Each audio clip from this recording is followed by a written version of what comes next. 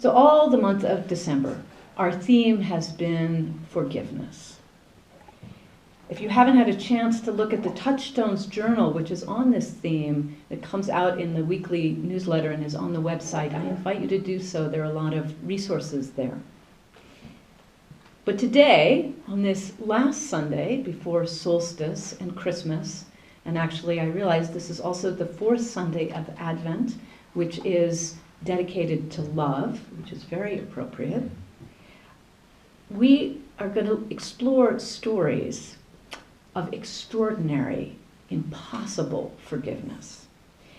The kind of forgiveness that evokes awe and reminds us of the miraculous power of love and reconciliation that is deep within the human heart.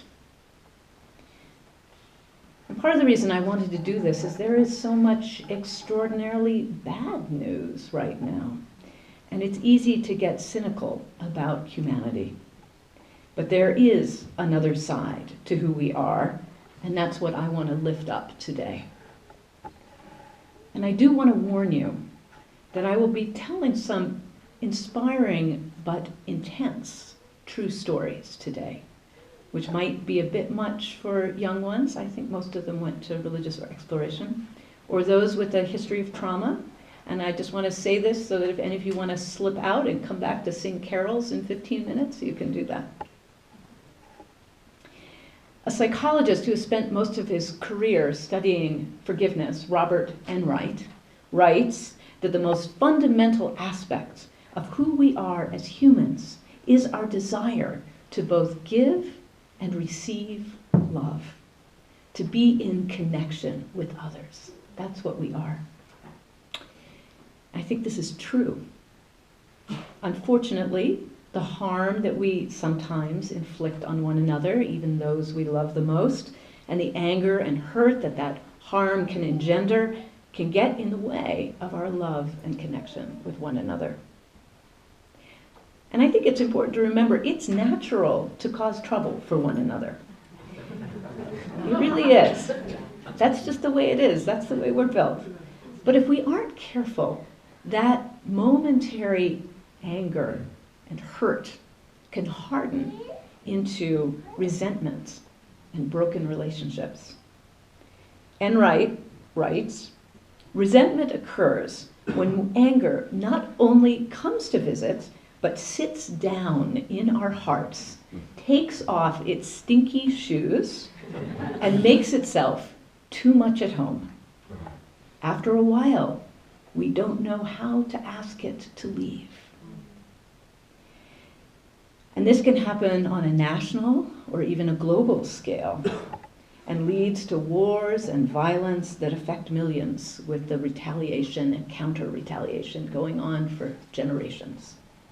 As Gandhi said from the heart of his understanding on nonviolence, an eye for an eye makes the whole world blind. So today, what I want to do is share 3 stories that illustrate genuine healing and forgiveness in response to situations that seem beyond awful, situations in which one could easily justify never, ever forgiving.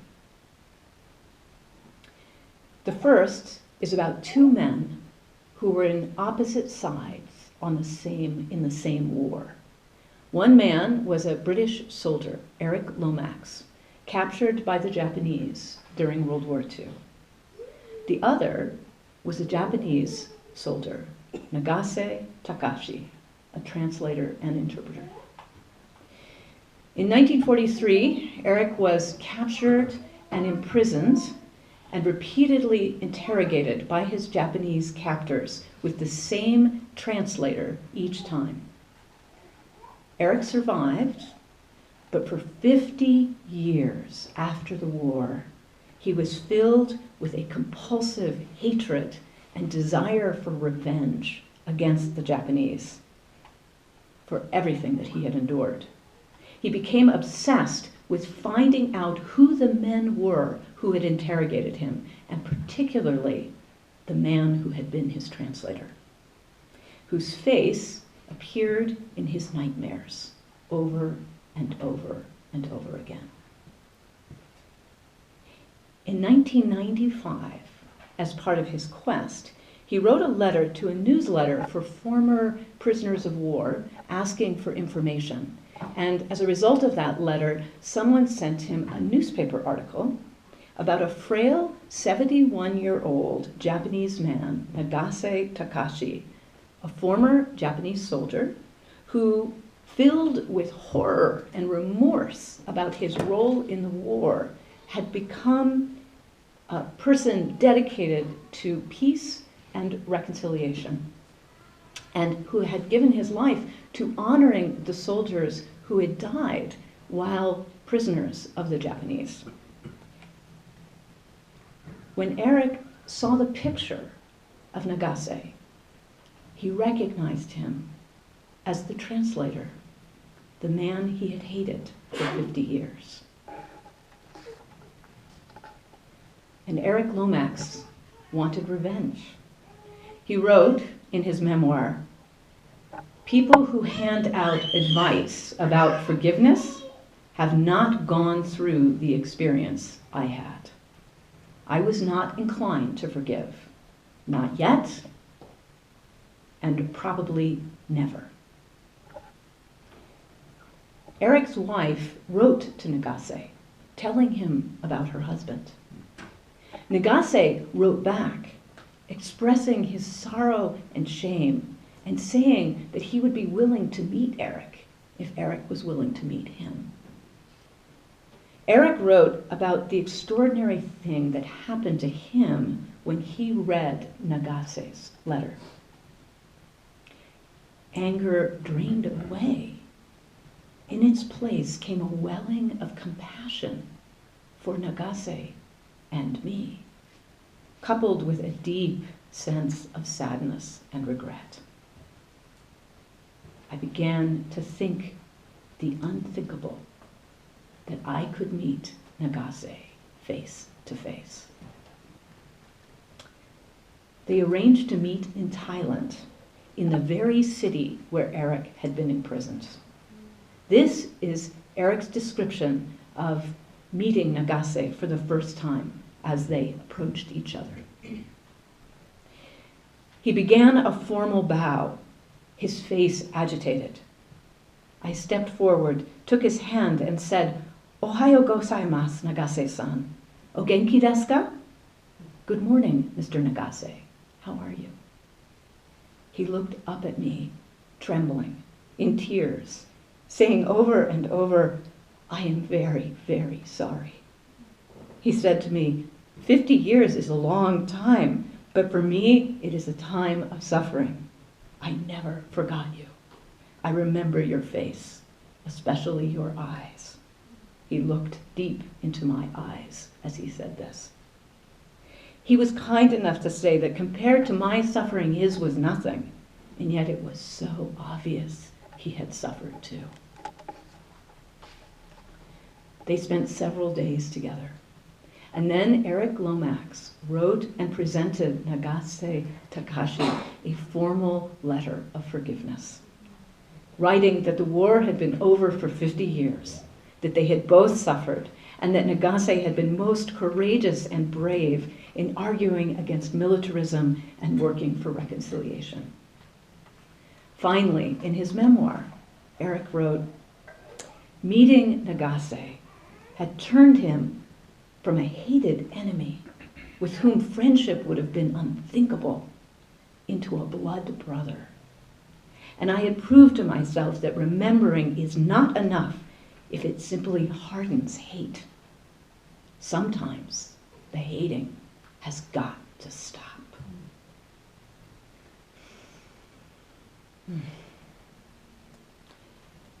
When I read the story of Eric Lomax and Nagase Takashi, I was reminded of an elderly, blind Japanese man I met a few years ago, Takashi Tamamori. He came to tell his story of forgiveness to a class that I was in seminary, accompanied by his guide dog, Yuki. He wrote a book called Hiroshima, Bridge to Forgiveness. As he told his story to us, he cried, even though I'm sure he's told the story hundreds of times. Takashi was a little boy in his second grade classroom when the atomic bomb was dropped on Hiroshima. He was the only one of his classmates to survive, and he lost his entire family and was blinded by the blast. He lived as a beggar and homeless child in the ruins of Hiroshima. And he spent years planning revenge on America and Americans for all that he had lost and suffered. And when he immigrated here, still planning revenge, he was treated with such kindness that his hatred began to dissolve, but never completely. It was not until 1985, 40 years after the war, that he had an epiphany as he was crossing the San Francisco Bay Bridge, which led him to reject his vow of revenge and instead devote himself to fostering forgiveness. He set a lifetime goal of helping future generations live in heiwa, peace, with harmony and equality. Today, Takashi Tamamori's purpose in life is exposing and defeating what he has come to know as mankind's greatest enemy, fear and hatred that can cause darkness in a human heart. I want to read you his own words. My journey has been long, difficult, and inextricably linked to the seeming opposites of hatred and love. In my path from Hiroshima, conflicts have shaped and redirected me, today allowing me to express my love and gratitude for two countries that both nurtured and wounded me. The result of these tribulations have been the greatest gift, a rite of passage created through forgiveness. My life story demonstrates how a life twisted by hatred and revenge can be transformed by forgiveness, evolving to a path of peaceful wisdom and the essential work of healing human hearts. As a survivor of Hiroshima, my firm belief is in a clear and simple message. We can settle individual human conflicts and differences of national enmity, ethnic hatred, and cultural divisiveness without resorting to violence or war. There need not be an endless cycle of revenge. When we are able to conquer the raging war in our own hearts, this inner transformation is much more powerful than any atomic weapon in shifting the world towards peace.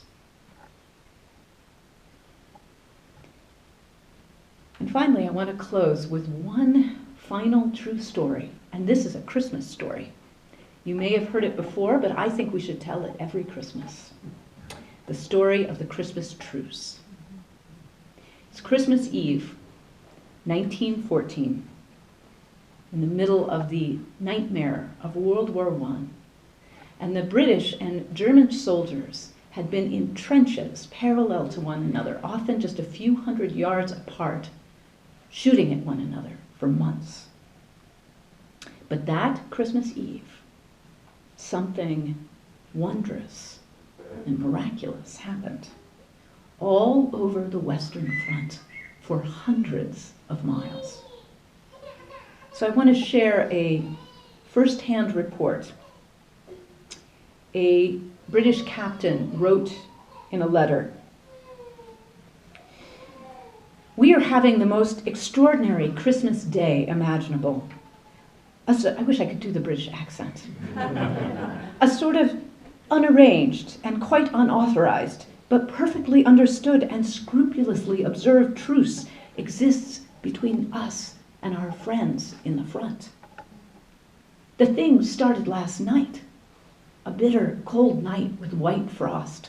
Soon after dusk, when the Germans started shouting, "Merry Christmas, Englishmen!" to us. Of course, our fellows shouted back, and presently large numbers of both sides had left their trenches, unarmed, and met in the no man's land between the lines. Here their agreement, all on their own, came to be made that we should not fire on each other until after midnight tonight. The men were all fraternizing in the middle and swapped cigarettes and lies in the utmost good fellowship. Not a shot was fired all night. Of the Germans he wrote, "They are distinctly bored with the war. In fact, one of them wanted to know what on earth we are doing here fighting them." There are reports of football matches between the sides in the no man's land. There are reports of shared Christmas church services. In some places, the truce lasted all the way through to New Year's. There may have been as many as 100,000 soldiers that participated, who laid down their weapons for that time, even though the generals on both sides were utterly against it.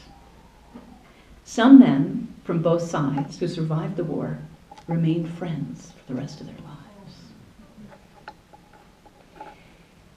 So as we end our service and sing carols together, I invite you to spend a moment thinking of those men on Christmas Eve in 1914, young, scared, cold, and in the middle of a war, laying down their arms and singing carols together. Think of Eric Lomax and Nagase Takachi, once enemies, looking into each other's eyes and seeing their common humanity.